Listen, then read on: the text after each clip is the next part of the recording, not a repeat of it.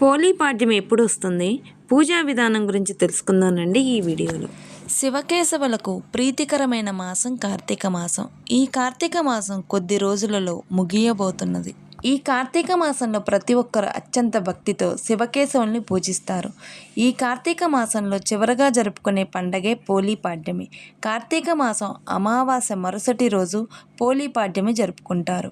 December 2వ తేదీన పోలీ పాడ్యమి వచ్చింది. డిసెంబర్ 1వ తేదీతో కార్తీక మాసం ముగుస్తుంది. కార్తీక మాసం ముగిసిన మరుసటి రోజు పోలీ పాడ్యమి జరుపుకుంటారు. పోలిని స్వర్గానికి పంపే రోజే పోలీ పాడ్యమి. పోలీ పాడ్యమి తెల్లవారుజామునే ప్రతి ఒక్కరూ నదుల్లో దీపాలు వదులుతారు. అలాగే శివాలయాలకు వెళ్ళి శివునికి అభిషేకాలు చేయిస్తారు. అరటి దొప్పలలో దీపాలు వెలిగించి నీటిలో వదులుతారు. ఈ పోలీ పాడ్యమి రోజున 30 ఒత్తులతో దీపాలను వెలిగించాలి. పాడ్యమి రోజున 30 ఒత్తులతో దీపాలు వెలిగిస్తే కార్తీక మాసం నెల రోజుల పాటు శివునికి దీపారాధన చేసినంత పుణ్యఫలం లభిస్తుంది. కార్తీక మాసం నెల రోజులు చేసే పూజలు చేసుకున్న వాళ్ళే ఈ పోలీ పాడ్యమి పూజ చేయాలన్న నియమం ఏమీ లేదు. ఈ పోలీ పాడ్యమి పూజను ఎవరినైనా చేసుకొనవచ్చు. పాడ్యమి రోజున విశేషంగా 30 ఒత్తులతో దీపారాధన చేయాలి. ఎందుకంటే కార్తీక మాసంలో 30 రోజులు ఉంటాయి కాబట్టి పాడ్యమి రోజున 30 ఒత్తుల దీపం వెలిగిస్తే ఈ కార్తీక మాసం నెల రోజులు శివుడిని విష్ణువుని పూజించిన పుణ్యఫలం లభిస్తుంది.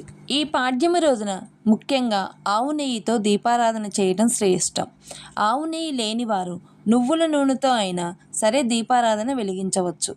కొత్త మట్టి ప్రమిదకు గంధము కుంకుమ బొట్లు పెట్టి అందులో నెయ్యి లేదా నూనె పోసి అందులో 30 ఒత్తులు వేసి మీ పూజ గదిలో ఉన్న శివకేశవుల ముందు దీపం వెలిగించాలి.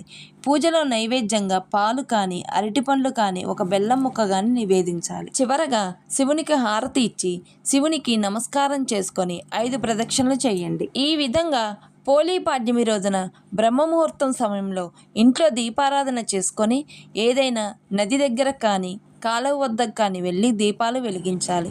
ఈ వీడియో నచ్చితే లైక్ చేయండి.